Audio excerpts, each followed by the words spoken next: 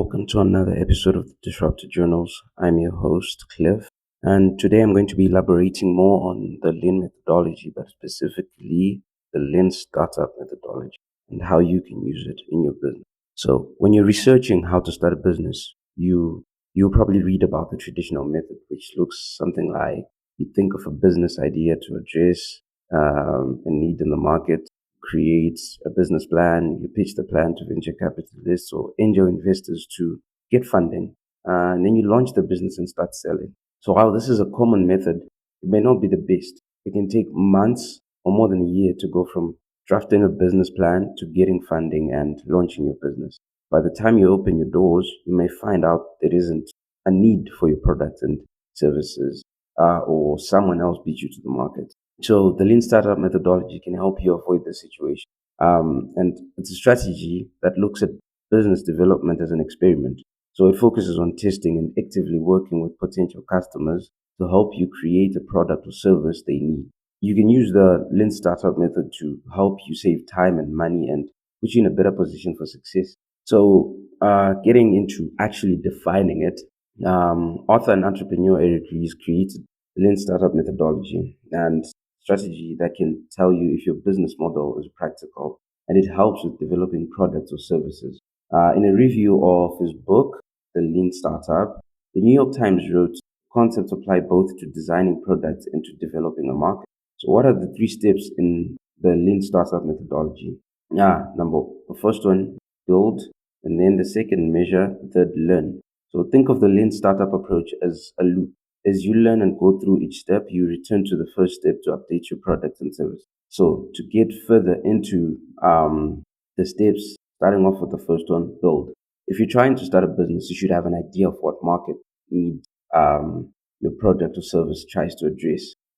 So in his book, Chris writes that you shouldn't be asking, can this product be built? Instead, you should focus on questions like, should this product be built?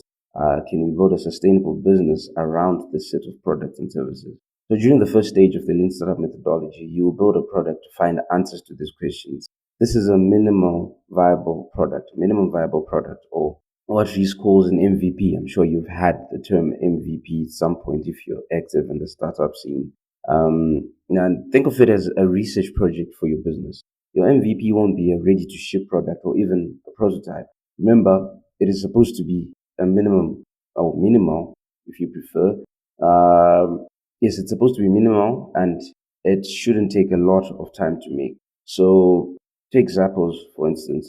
It's an online shoe retailer and they used Lean startup principles in its early stages and eventually grew into a company Amazon bought for $1.2 billion.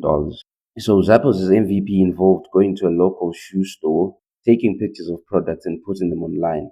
If anyone went to their site and bought shoes, Zappos staff would go to the shoe store, buy the product, and ship it to the customer. The site was a way for the company to test their business model. So, the second step, measure. After creating your MVP, you take it to different customer segments who test your product and offer feedback. You're now in the second stage of the Lean Startup methodology.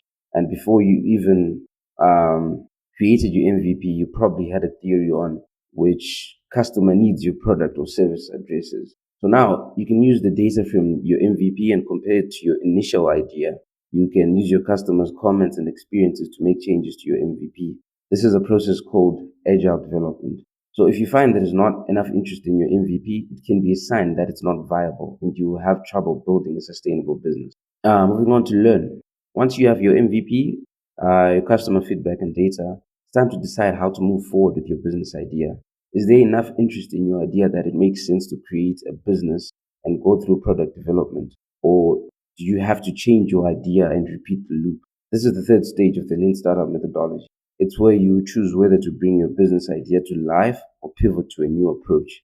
As you continue through the build, measure, learn loop, you can use research method for measuring progress. You can use customer feedback to measure how close your updates and changes are to meeting customer needs. It's a process Reese calls validated learning. So Reese used his real life experiences to create the Lean Startup methodology. As an entrepreneur, he had several business ventures fail and realized putting hours into trying to create a final product or service was a backwards way of thinking. He may have created well written business plans, but they were based on assumptions that he never tested in the market. So he created the Lean Startup methodology to teach people to think of their startups as experiments. So by creating a simple vision, or a simple version rather, sorry, of your business and testing it with customers, you quickly find out if it's really a good idea. The Lean Startup method can prevent wasted time and help reduce your risks when starting your business. So just because other businesses may have had success with following a traditional startup growth strategy, it doesn't mean you have to. The Lean Startup methodology is a way for you to use a feedback loop to test your business idea. The build, measure, learn loop is a way for you to see if there's customer interest in your idea. If there is not, you can use the data from your test to help you pivot and change your business plan. And that's about it for the Lean Startup methodology. Thank you for listening to the end. If you like this episode, please don't forget to subscribe to the podcast and leave a review. If there's anything you'd like me to discuss, if you're on Spotify, that is a question you can answer. If you check the description, I'm sure. If you're on any other platform, please feel free to reach out to me on my socials, specifically the Disruptor Journals Instagram page. The link is in the description. Thank you again. Cheers.